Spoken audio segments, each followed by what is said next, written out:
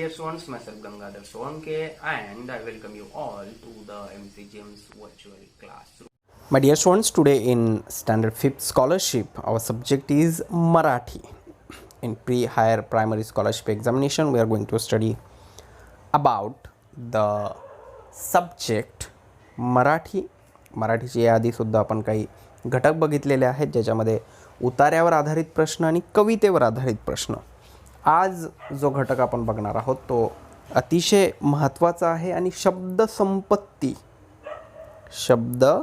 संपत्ती हा जो घटक आहे त्याच्यामधला हा उपघटक आहे समानार्थी शब्द. जो पहिलं आपलं लेक्चर होतं, पहिला जो पाठ आपण बघितला त्याच्यामध्ये मी तुम्हाला सांगितलं होतं की शब्दसंपत्तीमध्ये आपल्याला भाषेच्या संदर्भानं, शब्दाच्या संदर्भानं काही महत्त्वाचे घटक बघायचे आहेत.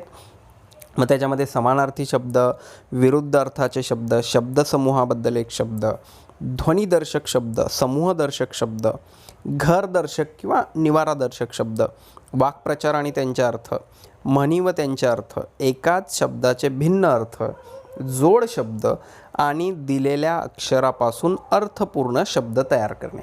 हे सगळे जे उपघटक आहेत ते शब्दसंपत्ती या घटकामध्ये आपल्याला अभ्यासायचे आहेत आणि त्यातला पहिला जो घटक आहे तो आज आपण बघणार आहोत, समानार्थी शब्द, ज्याला आपण इंग्रजीमध्ये सिमिलर वर्ड्स असं म्हणतो किंवा सिनॉनिम्स असं म्हणतो. सिमिलर वर्ड्स किंवा सिनॉनिम्स आणि मराठीमध्ये त्याला आपण समानार्थी शब्द असं म्हणतो. तर सुरुवातीला आपण समानार्थी शब्द म्हणजे काय हे बघूयात. मराठी भाषेत एकाच अर्थाचे अनेक शब्द वापरले जातात. हे प इथे तुम्हाला दिसत नाही म्हणून हे वापरले आहे. मराठी भाषेत एकाच अर्थाचे अनेक शब्द वापरले जातात, यालाच समानार्थी शब्द असे म्हणतात. आता फक्त मराठी भाषेतच नाही तर हिंदीमध्ये सुद्धा, इंग्रजीमध्ये सुद्धा असे अनेक शब्द असतात की ज्या एका शब्दासाठी अनेक शब्द आपल्याकडे आहेत. मग अशा सगळ्या शब्दांना त्या शब्दाचे समानार्थी शब्द असे म्हणतात. आता इथे समान म्हणजे काय, सारखा, सारख्या अर्थाचे शब्द किंवा एकाच अर्थाचे शब्द, त्याला आपण समानार्थी शब्द असे म्हणतो. इंग्रजीमध्ये तुम्ही शिकलेल्याच आहात त्यामुळे ही गोष्ट समजण्यास जास्त हार्ड नाही आहे, म्हणून मी तुम्हाला सुरुवातीलाच समानार्थी शब्द म्हणजे सिमिलर वर्ड्स असं सांगितलं जेणेकरून आपल्याला ते समजायला सोपं जावं. परंतु आपल्याला इथे आता स्कॉलरशिपच्या दृष्टीने या सगळ्या घटकांचा अभ्यास करायचा आहे. आता उदाहरण बघा, इथे दिलं आहे की आई हा आपल्या सगळ्याच्या जवळचा शब्द आहे. फक्त जवळचाच शब्द नाही तर आई ही आपल्या सगळ्यांच्या अगदी जवळची व्यक्ती असते. आपल्याला सगळ्यात जास्त कोण आवडतं असं जरा कोणी विचारलं आपल्याला, आपल्या नातेवाईकांपैकी किंवा आपल्या आजूबाजूला असणाऱ्या माणसांपैकी, तर आई हेच आपलं उत्तर असू शकतं किंवा असतं बऱ्याचदा. तर आई या शब्दासाठी सुद्धा मराठी भाषेमध्ये अनेक समानार्थी शब्द आहेत. त्याच्यामध्ये माता हा एक, त्यानंतर जननी किंवा माऊली असे त्याच अर्थाचे अनेक शब्द आपण वापरतो. म्हणजे माता म्हटलं तरी आईच होतं, जननी म्हटलं तरी आईच होतं आणि माऊली असं जरी म्हटलं तरीसुद्धा आई होतं. जे आई या शब्दाचे समानार्थी शब्द झाले माता, जननी, माऊली, किंवा जननी या शब्दाचे समानार्थी शब्द झाले आई, माता, माऊली, किंवा माऊली या शब्दाचे समानार्थी शब्द झाले आई, माता, जननी. तर हे सगळे शब्द समानार्थी शब्द असतात. समानार्थी, अर्थी आलाय अर्थ, समान अर्थ असणारे शब्द, एकाच अर्थाचे शब्द म्हणजे समानार्थी शब्द. आता आज आपण काय शिकणार आहोत या घटकामध्ये. आधी आपण सुरुवातीला काही उदाहरणादाखल शब्द बघूया जे परीक्षेमध्ये येऊ शकतात असे, आणि नंतर आपण प्रश्नांचं स्वरूप या घटकावर कशा प्रकारचं असेल ते बघूया. म्हणजे समानार्थी शब्द या घटकावर वेगवेगळ्या स्वरूपाचे प्रश्न विचारले जाऊ शकतात, तर ते स्वरूप नेमकं प्रश्नांचं काय आहे ते सुद्धा आपण बघूया. त्याआधी सुरुवातीला काही शब्द आपण इथे बघूया समानार्थाचे. अपराध हा एक शब्द आहे. अपराध म्हणजे गुन्हा. जेव्हा एखादी व्यक्ती एखादा गुन्हा करते तेव्हा त्यासाठी समानार्थी शब्द जो वापरला जातो त्याला अपराध असे म्हणतात. जसं की खोटं बोलणं हा एक गुन्हा आहे, चोरी करणं हा एक गुन्हा आहे. तसंच चोरी करणं हा काय झाला, अपराध झाला. चोरी करणं हा काय झाला, गुन्हा झाला. त्यानंतर अलंकार म्हणजे दागिना किंवा भूषण. आपली आई, आपली बहीण किंवा आपले वडील किंवा कधीकधी आपण स्वतः जे वेगवेगळे भूषण वापरतो, दागिने वापरतो, आपल्या आईच्या गळ्यामध्ये कानात असतात किंवा इतर स्त्रियांकडे सुद्धा हे असतात, त्याला अलंकार असं म्हटलं जातं. तर हे अलंकार फक्त सोन्याचे किंवा एखाद्या धातूचेच असतात असं नाही, तर ते वेगवेगळ्या प्रकारचे सुद्धा अलंकार असू शकतात. तर थोडक्यात काय, दागिना हा जो शब्द आहे त्याचा समानार्थी शब्द झाला अलंकार. त्यानंतर अवघड म्हणजे कठीण. एखादा प्रश्न आपल्याला अवघड वाटतो, एखाद्या प्रश्नाचं उत्तर आपल्याला देता येत नाही, कारण त्याची जी पातळी असते ती कठीण स्वरूपाची असू शकते किंवा तो आपल्याला समजत नाही, म्हणून तो आपल्याला काय वाटतो, कठीण वाटतो. अवघड आणि कठीण हे दोन समानार्थी शब्द आहेत. त्यानंतर अंग हा एक शब्द आहे. अंग या शब्दासाठी बघा इथे दोन समानार्थी शब्द दिलेत. एक आहे शरीर आणि दुसरा आहे देह, ज्याला इंग्रजीमध्ये आपण बॉडी म्हणतो ना, आपली बॉडी. तर याच्यासाठी दोन शब्द आहेत बघा, शरीर आणि देह. अंत म्हणजे शेवट, द एंड. अंधार, आता अंधारासाठी दोन शब्द इथे दिलेले आहेत, काळोख आणि तिमिर. आचरण म्हणजे वर्तन किंवा वर्तणूक. एखाद्याचं आचरण चांगलं आहे असं आपण म्हणतो. जेव्हा तुम्ही वर्गामध्ये शिक्षकांनी सांगितलेल्या सगळ्या गोष्टी ऐकता, घरामध्ये आईवडिलांनी सांगितलेल्या सगळ्या गोष्टी ऐकता, इतरांना मदत करण्यास तत्पर असता, तुमची सगळी कामं वेळेवर करता, तेव्हा तुमचं आचरण, तुमचं वर्तन किंवा तुमची वर्तणूक खूप चांगली आहे असं म्हटलं जातं. तेव्हा त्याला आपण काय म्हणतो, आचरण चांगलं आहे, या मुलाचं वर्तन चांगलं आहे, या मुलाची वर्तणूक चांगली आहे. नंतरचा शब्द आहे बघा आनंद. आता आनंदासाठी बघा इथे किती समानार्थी शब्द दिलेत. हर्ष झाला, मोद, तोष, समाधान आणि संतोष, ही सगळी काय आहेत, आनंद या शब्दाची समानार्थी शब्द आहेत. जेव्हा आपले आईवडील खूप मेहनत करतात, कामावर जातात, आपण घरात बसून अभ्यास करतो आणि परीक्षेमध्ये आपल्याला चांगले मार्क्स मिळतात, तेव्हा त्यांना काय होतो, आनंद होतो आणि त्यांनी केलेल्या कष्टाचं चीज झाल्यासारखं वाटतं. तुमच्या प्रगतीबद्दल त्यांना काय वाटतं, समाधान वाटतं. म्हणजे काय होतं, त्यांना आनंद होतो, संतोष होतो, समाधान वाटतं. आपत्ती म्हणजे संकट. आता याच्यामध्ये नैसर्गिक आपत्तीसुद्धा असते, जसं की भूकंप, अर्थक्वेक किंवा खूप जास्त पाऊस आला, वादळ आलं, या सगळ्या काय आहेत, आपत्ती आहेत, संकट आहे. आरसा हा एक आपल्या रोजच्या वापरातला शब्द आहे. मिरर, जो आपण रोज सकाळी उठल्यानंतर, आंघोळ केल्यानंतर किंवा दिवसातून बऱ्याचदा ज्याच्यामध्ये बघत असतो आपण, त्याला म्हणतात आरसा. आणि त्या आरत्याचा समानार्थी शब्द आहे दर्पण. पुढे बघा आश्चर्य. आश्चर्य म्हणजे नवल. पुढे कान हा शब्द आहे, ज्याचा समानार्थी शब्द आहे कारण. आणखी काही शब्द आपण बघूया. कनक म्हणजे सोने. आता सोने काय झाला, हा अलंकार झाला, पण या सोन्याचा समानार्थी शब्द अलंकार होऊ शकणार नाही. कनक म्हणजे सोने. पाऊस. पाऊस या शब्दाचा समानार्थी शब्द आहे वर्षा. हे एखाद्या मुलीचं नावसुद्धा असू शकतं आणि त्या नावाचा अर्थ मग काय होतो, वर्षा म्हणजे पाऊस. सिंह हा एक शब्द आहे. मृगराज, करी, वनराज, कारण तो जंगलाचा राजा आहे असं म्हटलं जातं. केशरी, मृगींद्र, पंचानन. बघा एका सिंह या शब्दासाठी किती समानार्थी शब्द आपल्याकडे दिलेले आहेत. त्यानंतर अश्व म्हणजे वारू, तुरंग, हय, घोड, हे सगळे समानार्थी शब्द आहेत अश्व या शब्दाचे. स्वर्ग. स्वर्ग म्हणजे सूरलोक, नाळा, देवपुरी, छाप, शिक्का किंवा मुद्रा, हे सगळे स्वर्ग या शब्दाचे समानार्थी शब्द आहेत. लघुता म्हणजे कमीपणा किंवा लहान. गाव, ग्राम, खेडे, आपल्या सगळ्यांचा एक गाव असतो. जरी आपण मुंबईत राहत असलो तरी बऱ्याच जणांचं गाव हेच असेल, पण आपले आईवडील कामानिमित्त इथे आल्यामुळे आपण मुंबईत आलो, परंतु आपलं स्वतःचं एक गाव असतं, जे या देशातल्या कुठल्या तरी राज्यात असू शकतं किंवा महाराष्ट्रात असू शकतं किंवा आणखी कुठेही असेल. तर त्या गावाचा जो समानार्थी शब्द आहे तो आहे खेडेगाव, असं म्हणतो ना आपण, खेडेगाव किंवा ग्राम. तर गाव या शब्दाचा समानार्थी शब्द आहे ग्राम किंवा खेडे. आणखी काही महत्त्वाचे शब्द आहेत बघा. बोलणे. आता मी काय करतोय, तुम्हाला शिकवतोय म्हणजे मी बोलतोय, तर मी काय करतोय, या शब्दाला समानार्थी शब्द इथे दिलेले आहेत, वाणी, वाचा किंवा गिरा. त्यानंतर भांडण. जर आपल्या मित्रांसोबत आपलं बऱ्याचदा होत असतं, कित्येक दिवस झाले कोविडमुळे आपली शाळा उघडी नाही, लुटुपुटीचे भांडणं आपल्या मित्रांसोबत होत असतात आणि आपण आता सध्या या काळामध्ये आपल्या मित्रांनासुद्धा मिस करत आहोत, आपल्या शाळेला मिस करत आहोत.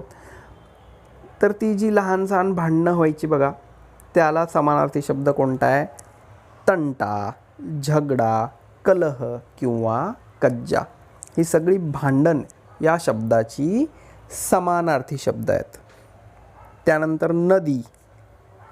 नदी या शब्दासाठी समानार्थी शब्द आपल्याकडे आहे सरिता. जसं पाऊस, पावसाचा समानार्थी शब्द वर्षा, एखाद्या मुलीचं सुद्धा नाव असू शकतं. तसंच नदी या शब्दाचा जो समानार्थी शब्द आहे सरिता. आपल्याकडे सरिता हे सुद्धा मुलीचं नाव असतं. आपल्याकडे अशी बरीच नद्यांची नावं आहेत जी नावं ठेवली जातात, जसं की गंगा आहे, कावेरी आहे, सिंधू आहे, हे सुद्धा नाव बऱ्याच ठिकाणी ठेवलेलं असतं. तर नदी या शब्दासाठी सरिता हा समानार्थी शब्द आहे, हे लक्षात ठेवा. त्यानंतर आहे बघा भुंगा. भुंगा हा एक प्रकारचा किडा आहे. अली, मधुप, मिलिंद, मधुकर, दपद, भ्रमर ही सगळी या भुंगा शब्दाची समानार्थी शब्द आहेत.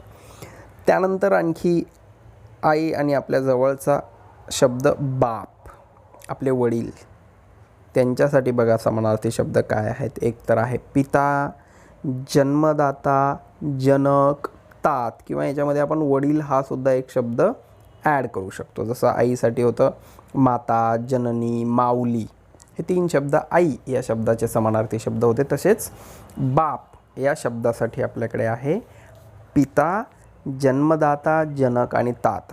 आता तुम्ही जे कोणतं पुस्तक तुमच्या स्कॉलरशिपच्या अभ्यासासाठी वापरत असाल त्याच्यामध्ये आणखी मोठी लिस्ट, यादी दिलेली असेल समानार्थी शब्दांची, ते तुम्ही वाचले पाहिजेत. शिवाय आपलं जे 5वीचं मराठीचं पुस्तक आहे किंवा या 5वीच्या लेवलपर्यंतची जी मराठी आहे त्याचे शब्द जर सगळे तुम्ही वाचून काढले समानार्थी शब्द पाठाच्या मागे दिलेले, तर ते अधिक फायद्याचं ठरू शकतं. बाप या शब्दानंतर बघा आहे मोर.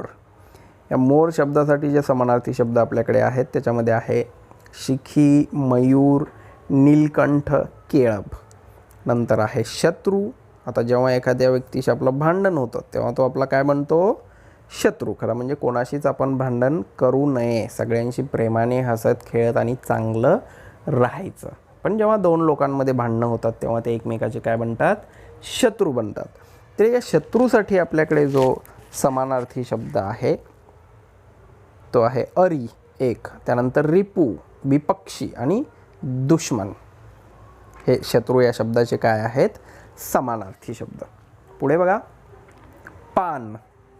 आता पान हा जो शब्द आहे याच्यासाठी किती समानार्थी शब्द इथे दिले आहेत? मल्ल, दल, पर्ण, पत्री, पत्र, निझारिणी, तटिनी, आपगा, तरंगिणी, हे सगळे पान या शब्दाचे समानार्थी शब्द आहेत. नंतरचा शब्द आहे बघा दुर्जन. दुर्जन म्हणजे जो चांगला माणूस नाही, अभद्र, दुष्ट, असाध, अनुदार. आधी एक आपल्याकडे शब्द आला होता बघा आचरण किंवा वर्तणूक. म्हणजे ज्या माणसाचं आचरण चांगलं नाही, ज्या माणसाची वर्तणूक चांगली नाही, जो माणूस चांगलं वागत नाही, ज्याच्यामुळे इतरांना त्रास होतो, असा माणूस म्हणजे दुर्जन.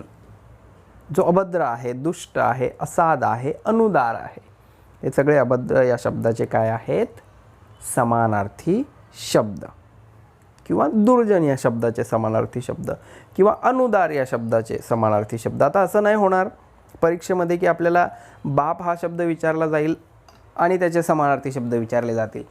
त्यातला पिताही येऊ शकतो, जन्मदाता येऊ शकतो, जनक येऊ शकतो, तात येऊ शकतो किंवा वडीलही येऊ शकतो.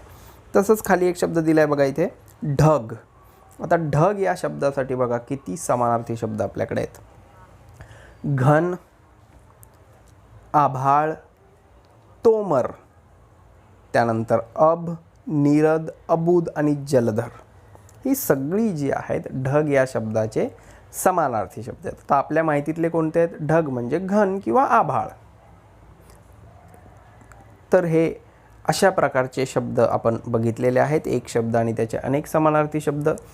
इकडचाच शब्द परीक्षेत येईल असं नाही, तर यातला कोणताही शब्द येऊ शकतो आणि त्या संदर्भात आपल्याला विचारलं जाऊ शकतं. काय तयारी करायची आहे, तर जास्तीत जास्त शब्द वाचले पाहिजेत आणि एखादा नवीन शब्द जर आपण कुठे वाचला, ऐकला, तर त्याचे समानार्थी शब्द काय असू शकतात ते बघणं आणि आपल्या पुस्तकामध्ये जे काही समानार्थी शब्द आहेत, समानार्थी शब्दांची यादी आहे, शब्दांचे अर्थ दिलेले आहेत, ते समजून घेणं खूप महत्त्वाचं आहे या घटकासाठी. अतिशय सोपा घटक आहे.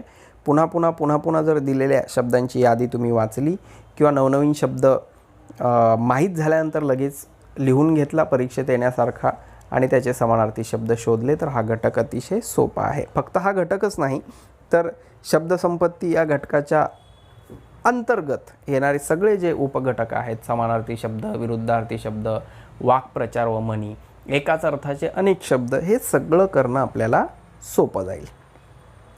आणखी काही शब्द आहेत बघा तुमच्यासाठी. घर हा सुद्धा आई वडील आणि घर, म्हणजे आई वडील हे दोन शब्द आपण बघितले, बाप आणि आई. आता या सगळ्यांसोबत आपण कुठे राहतो, तर घरात राहतो. तर घरासाठी कोणकोणते समानार्थी शब्द दिलेत बघा.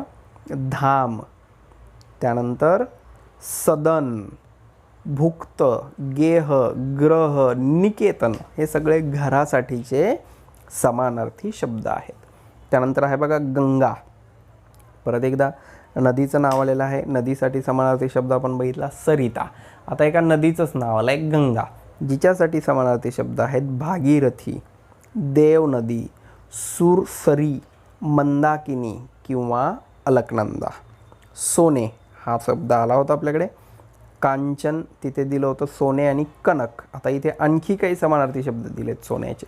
सोने, कांचन, सुवर्ण, हेम आणि हिरण्य. संपत्ती, लक्ष्मी, वाम, संपदा, अर्थ, द्रव्य, धन आणि आशय, हे सगळे संपत्ती या शब्दाचे समानार्थी शब्द आहेत. नंतरचा शब्द आहे बघा सेवा. एखाद्याची सेवा करणे, चाकरी करणे, शुश्रूषा करणे, नोकरी करणे, एखाद्याकडे ती सेवा करणंच होतं. सर्व्हिस ज्याला आपण म्हणतो, परिचर्या. तर ही सगळी सेवा या शब्दाचे समानार्थी शब्द आहेत. दात, या दातासाठी सुद्धा आपल्याकडे दोन समानार्थी शब्द आहेत. एक आहे दंत आणि दुसरा आहे रुदन. मराठी ही भाषा त्या अर्थानं खूप श्रीमंत आहे, जिच्यामध्ये एका शब्दाचे अनेक समानार्थी शब्द आपल्याला मिळतात. पुढे आहे किंकर, म्हणजे दास किंवा सेवक. वल्लरी, लता किंवा वेल, म्हणजे जो प्लांट लावतो आपण, एखादं झाड लावतो, तसं इतराच्या आधारानं, इतर झाडाच्या आधारानं वाढणारा जो वेल असतो त्याला वल्लरी किंवा लता असं म्हटलं जातं. बहीण या शब्दासाठी बघा किती आपल्याकडे समानार्थी शब्द आहेत. अनुजा, अग्रजा, भगिनी, सहोदरा. तसंच भाऊ हा शब्द आहे, त्याच्यासाठी अनुजाचं अनुज झालं बघा. अनुज, भ्राता, सहोदर, बंधू, ताकदबंद, अग्रज, हे सगळे भाऊ या शब्दासाठीचे समानार्थी शब्द आहेत. तर असे अनेक शब्द आहेत, जेवढे आपण वाचू तेवढे कमीच आहेत. त्यामुळे जास्तीत जास्त शब्द वाचणं, लक्षात ठेवणं परीक्षेच्या संदर्भानं खूप महत्त्वाचं आहे. आता आपण बघूया की कशा प्रकारचे प्रश्न या घटकावर आपल्याला परीक्षेत विचारले जातील. असं नाही होत की एक प्रकारामधले प्रश्न विचारले जातील, तर ते थोडेसे वेगवेगळ्या स्वरूपातले सुद्धा असू शकतात. तर आपण प्रत्येक प्रकारातला एक दोन दोन प्रश्न बघूया. पहिला प्रश्न बघा कोणत्या स्वरूपातला आहे हा. ठळक अक्षरातील शब्दाचा समानार्थी शब्द निवडून त्याच्या पर्याय क्रमांकाचे वर्तुळ रंगवा. आता इथे वर्तुळ आपण रंगवणार नाही आहोत. तुम्हाला ते माहिती आहे की कशा प्रकारे परीक्षेमध्ये वर्तुळ रंगवून आपल्याला आपलं उत्तर द्यायचं आहे. ठळक अक्षरातील शब्द म्हणजे हा आपला प्रश्नार्थक शब्द आहे, जो परीक्षेमध्ये बोल्ड केलेला असेल, त्यामुळे तो आपल्याला समजायला सोपा जाईल. ठळक अक्षरातील शब्दाचा समानार्थी शब्द निवडून त्याच्या पर्याय क्रमांकाचे वर्तुळ निवडा. तर पहिला जो शब्द आपल्याला दिलेला आहे तो आहे माती. तर मातीसाठी समानार्थी शब्द कोणकोणते दिलेत. अवनी दिलाय एक, पृथ्वी दिलाय दुसरा, मृदा दिलाय तिसरा आणि चिखल दिलाय चौथा. तर आपला पर्याय जो आहे, बरोबर पर्याय जो आहे, जे उत्तर आहे आपलं ते आहे पर्याय क्रमांक 3 मृदा. मग परीक्षेमध्ये काय असेल, अशा प्रकारचं वर्तुळ जे असेल 3 क्रमांकाचं ते आपल्याला असं सर्कल करायचं आहे पूर्ण एकदम अशा प्रकारे. आता इथे ते एक्झॅक्ट आपल्याला करता येणार नाही आहे, पण प्रॅक्टिस करताना तुम्ही लक्षात ठेवायचं आहे की त्याला कशा प्रकारे आपण सर्कल करायचं आहे. आता मृदा का बरं मातीचा समानार्थी शब्द, कारण अवनी व पृथ्वी म्हणजे धरती, अवनी आणि पृथ्वी हे दोन्ही एकाच अर्थाचे शब्द आहेत, समानार्थी शब्द आहेत. चिखल म्हणजे काय, पाणी व माती मिळून जो तयार होतो त्याला आपण चिखल म्हणतो. नुसती माती पडलेली असेल तर तो चिखल होत नाही, जेव्हा पाऊस पडतो तेव्हा चिखल होतो. मग राहिलेला जो आपला शब्द आहे मातीचा समानार्थी शब्द तो आहे मृदा. तर अशा प्रकारचे प्रश्नसुद्धा विचारले जातील. त्यानंतर आणखी एक शब्द बघूया असाच आपण. ठळक अक्षरातील शब्दाला समानार्थी नसलेल्या शब्दाचा पर्याय क्रमांकाचे वर्तुळ रंगवा. पहिल्या याच्यामध्ये काय होतं, दिलेल्या शब्दाचा समानार्थी शब्द ओळखायचा होता. इथे काय करायचं आहे, दिलेल्या शब्दाला जो समानार्थी नाही तो प्रश्न आपल्याला, तो पर्याय आपल्याला निवडायचा आहे. म्हणून एक गोष्ट लक्षात ठेवा, स्कॉलरशिपमध्ये किंवा कुठल्याही स्कॉलरशिपसारख्या परीक्षेमध्ये प्रश्न नीट वाचणं खूप महत्त्वाचं असतं. जोपर्यंत तुम्ही प्रश्न नीट वाचणार नाही, लक्ष देऊन, तोपर्यंत आपलं उत्तर नोंदवायचं नाही. नाहीतर बऱ्याचदा गडबडीमध्ये आपल्याला वाटतं वरच्या प्रश्नासारखाच खालचा प्रश्न असेल, आपण उत्तर देऊन टाकतो आणि प्रश्न थोडासा काय असतो, वेगळा असतो. जसा इथे आहे, ठळक अक्षरातील शब्दाला समानार्थी नसलेल्या शब्दाचा पर्याय क्रमांक. तर शब्द आहे आपला मानव. पर्याय दिलेले आहेत नर, मनुष्य, माणूस आणि जीव. आता इथे नर, मनुष्य आणि माणूस हे तिन्ही मानव शब्दाचे काय आहेत, समानार्थी शब्द आहेत. हे चारही शब्द एकाच अर्थाचे आहेत, मानव, नर, मनुष्य आणि माणूस. जीव हा जो शब्द आहे ते आपलं उत्तर आहे, जो मानव शब्दाचा समानार्थी शब्द नाही. म्हणून आपलं उत्तर काय झालं, पर्याय क्रमांक 4. तर प्रश्न नीट वाचणं खूप लक्षात गरजेचं आहे. पुढचा प्रश्न बघा, थोडासा वेगळ्या प्रकारातला. पुढील ठळक अक्षरातील शब्दाचे समानार्थी शब्द निवडून त्याच्या पर्याय क्रमांकाचे वर्तुळ रंगवा. आता इथे ठळक अक्षर आपण केलेलं नाही आहे, तर त्याला लाल रंग दिलेला आहे तुम्हाला समजण्यासाठी. ठळक अक्षरातील शब्दाचे समानार्थी, इथे काय करायचं आपल्याला, समानार्थी शब्द निवडायचा. पहिला प्रश्न आहे बघा, घोडा, आणि त्याच्यासाठी पर्याय दिलेले आहेत गदर्भ, अश्व, श्वान आणि गज. आता याच्यामध्ये आपल्याला माहीत पाहिजे, गदर्भ हा गाढवाच्या संदर्भाचा शब्द आहे, समानार्थी शब्द. त्यानंतर श्वान म्हणजे कुत्रा आणि गज म्हणजे हत्ती. तर राहिलेला जो आपला पर्याय आहे तो आहे 2. आपण जे आधी शब्द बघितले त्यातसुद्धा हे आलं होतं. घोड्यासाठी जो समानार्थी शब्द आहे तो आहे अश्व. त्यानंतरचा शब्द आहे प्रभात. आता इथे आहेत पर्याय मध्यान्ह, संध्याकाळ, पहाट आणि सकाळ. मध्यान्ह म्हणजे दुपारची वेळ, संध्याकाळला सायंकाळ. मध्यान्हसाठी बघा इथे दुपार हा समानार्थी शब्द आहे, संध्याकाळसाठी सायंकाळ हा शब्द आहे, सकाळला प्रहर हा शब्द आपण वापरू शकतो. पहाट हा जो शब्द आहे तो प्रभात या शब्दाचा समानार्थी शब्द आहे. त्यानंतर तिसरा शब्द बघा, तिसरा प्रश्न आपला मोर, खग, मयूर, विहग आणि बक. आपण हे बघितलेलं आहे आधीच्या शब्दांमध्ये, त्यातलाच हा प्रश्न आलेला आहे. याचा जो समानार्थी शब्द आहे तो आहे मयूर. आणि चौथा जो आपला प्रश्न आहे त्यातला शब्द थोडासा आपला चुकलेला आहे, पाऊस नाही, तर इथे आकाश आहे. काय आहे, आकाश.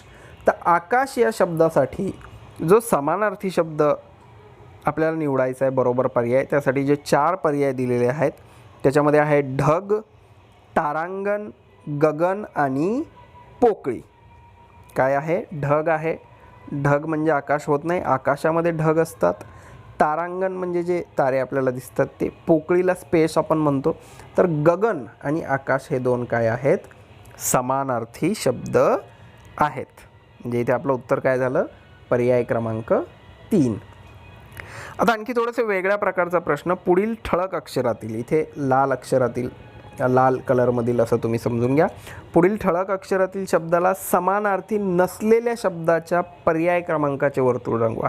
आधी काय केलं आपण, समानार्थी शब्द निवडला. आता इथे काय करायचं आहे, जो समानार्थी शब्द नाही तो निवडायचा आहे. तर पहिला प्रश्न बघा आपला आहे, पहिला शब्द डोके आणि त्याच्यासाठी पर्याय दिलेले आहेत. सीर दिलंय एक, देह दिलंय एक, मस्तक दिलंय आणि माथा दिलंय. हे सुद्धा आपण बघितलेलं आहे. डोक्याला सीर असं म्हणतात, मस्तकसुद्धा म्हणतात, माथासुद्धा म्हणतात. देह हा जो आहे तो शरीराचा समानार्थी शब्द आहे. त्यामुळे आपला पर्याय जो आहे देह, कारण आपल्याला समानार्थी शब्द लिहायचा नाही. दुसरा बघा चेहरा. आता इथे आहे मुख. चेहऱ्यासाठी काय दिलं आहे आपल्याला, मुख दिलं आहे, वंदन दिलं आहे, तोंड दिलं आहे आणि तनू दिलं आहे. तर इथे जो आपला पर्याय आहे तो आहे तनू. त्यानंतर फूल, त्याच्यासाठी आपल्याला पंख एक दिलं आहे. त्यानंतर पुष्प दिलं आहे, सुमन दिलं आहे आणि कुसुम दिलं आहे. तर इथे पुष्प म्हणजे सुद्धा फूल होतं, सुमन म्हणजे फूल होतं, कुसुम म्हणजे फूल होतं. पंख हा जो आपला पर्याय आहे तो फुलासाठी वापरला जात नाही. आणि शेवटचा आहे बघा पान. पर्ण, पल्लव, पत्र आणि वेल. याच्यामध्ये पान हा जो शब्द आहे याचे समानार्थी शब्द आहेत पर्ण, पल्लव आणि पत्र. मग कोणता नाही आहे, वेल हा जो शब्द आहे तो समानार्थी नाही. पुढे बघूया. योग्य उत्तराच्या पर्याय क्रमांकाचे वर्तुळ रंगवा. आंबा या शब्दाचा प्रतिशब्द कोणता? प्रतिशब्द म्हणजे काय, समानार्थी शब्द. समानार्थी शब्द. फळ, आंबा एक फळ आहे, पण आंब्याला पर्यायी शब्द फळ आहे का नाही, कारण फळांमध्ये आंबा येऊ शकतं, आणखी अनेक फळं आहेत, पपई आहे, केळी आहे, असे अनेक येतील. आम्र हे आपलं उत्तर होऊ शकतं, पण पुढचे आपण बघूया. अमृत नाही. कैरी, कैरी हा सुद्धा आंब्याचाच प्रकार आहे, पण कच्चा आंबा जो असतो त्याला कैरी असं म्हटलं जातं. त्यामुळे आपलं उत्तर जे आहे ते आहे पर्याय क्रमांक 2 आम्र. पुढे बघूया दुसरा प्रश्न. सावली या शब्दाचा समानार्थी शब्द कोणता? ऊन हा विरुद्धार्थी शब्द झाला. छाया, अंधार आणि काळोख. काळोख आणि अंधार हे 2 समानार्थी शब्द आहेत. मग आपल्याकडे कोणता उरतो? छाया. तर सावली या शब्दाचा समानार्थी शब्द झाला छाया. तिसरा प्रश्न बघा. मंदिर शब्दासाठी दुसरा शब्द निवडा. दुसरा शब्द निवडा म्हणजे परत तेच समानार्थी शब्द निवडा. धर्मशाळा म्हणजे मंदिर होत नाही. आश्रम म्हणजे मंदिर होत नाही. मठ म्हणजे मंदिर होत नाही. मठ किंवा धर्मशाळा दोन्ही एक होऊ शकतात. देऊळ हा जो चौथा पर्याय आपल्याला दिलेला आहे तो मंदिर या शब्दासाठीचा समानार्थी शब्द आहे. म्हणजे एक प्रश्न जेव्हा आपण सोडवतो तेव्हा अनेक शब्द आपल्याला माहीत होतात आणि ते आपण माहीत करून घेतले पाहिजेत. पुढे बघूया आणखी एक प्रकार. गुरु या शब्दासाठी समानार्थी शब्द कोणता? गुरु म्हणजे जे आपल्याला शिकवतात. थोर, थोर महापुरुष किंवा थोर समाजसुधारक आपण असं म्हणतो. आचार्य, श्रेष्ठ आणि वरिष्ठ. वरिष्ठ म्हणजे मोठा असं आपण म्हणू शकतो. श्रेष्ठ हा सुद्धा वेगळ्या अर्थाचा शब्द आहे. आचार्य हा जो दुसरा पर्याय आहे तो गुरु या शब्दासाठी समानार्थी शब्द म्हणून वापरला जातो. आणखी एक प्रकार आहे बघा. प्रश्न कशा प्रकारे विचारला जाऊ शकतो. जसे सागर, समुद्र म्हणजे सागराला समुद्र असे म्हटलं जातं, तसं तलावाला काय म्हणायचं? धरण म्हणायचं, सरिता म्हणायचं, तळे म्हणायचं की डबके म्हणायचं. आता सरिता म्हणजे नदी हे आपण बघितलेलं आहे. डबके म्हणजे तलाव होत नाही. धरण हे सुद्धा तलावापेक्षा वेगळं असतं. तर तळे हा जो पर्याय आहे तो आपलं उत्तर आहे. जसे सागर, समुद्र तसे तलाव, तळे. जसे पृथ्वी म्हणजे धरा, हे पृथ्वी आहे. जसं पृथ्वी म्हणजे धरा तसे पाणी म्हणजे काय? पेय. पाणी हे पेय आहे. पाणी द्रवसुद्धा आहे. पाणी पावसामुळे आपल्याला मिळतं. पण पाण्यासाठी जो समानार्थी शब्द वापरला जातो तो आहे जल. कोणता शब्द वापरला जातो? जल म्हणजे पाणी. आता जल किंवा पाणी पेय आहे, ते द्रव आहे, ते पावसामुळे आपल्याला मिळतं. पण पाण्याचा समानार्थी शब्द पेय नाही, द्रव नाही, पाऊस नाही, तर तो कोणता आहे? जल. अशा प्रकारे वेगवेगळ्या स्वरूपामध्ये आपल्याला प्रश्न विचारले जाऊ शकतात समानार्थी शब्दाचे आणि आणखी इतर घटकांमध्ये सुद्धा एक गोष्ट आपल्याला लक्षात ठेवायची आहे, प्रश्न नीट वाचायचा आणि प्रश्न समजल्यानंतरच आपलं उत्तर आपल्याला लिहायचं. घटक अतिशय सोपा आहे. पुन्हा पुन्हा जिथे जिथे मिळतील तिथे तिथे जास्तीत जास्त शब्द वाचा. एक प्रश्न जेव्हा करता तेव्हा तो प्रश्न आणि त्या प्रश्नामध्ये येणारे जे पर्याय आहेत त्यांचेसुद्धा समानार्थी शब्द बघून ठेवा, म्हणजे हा घटक आपल्याला अतिशय सोपा जाईल.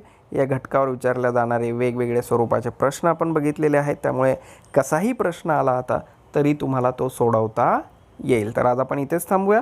नंतरचं जे आपलं लेक्चर असेल त्याच्यामध्ये आपण समानार्थी शब्द वगळता जो पुढचा आपला घटक आहे विरुद्धार्थी शब्द हा बघूया. Please subscribe the channel and press bell icon to get notifications. So my dear students, this is all for today. Thank you very much. Stay home, stay safe, take care.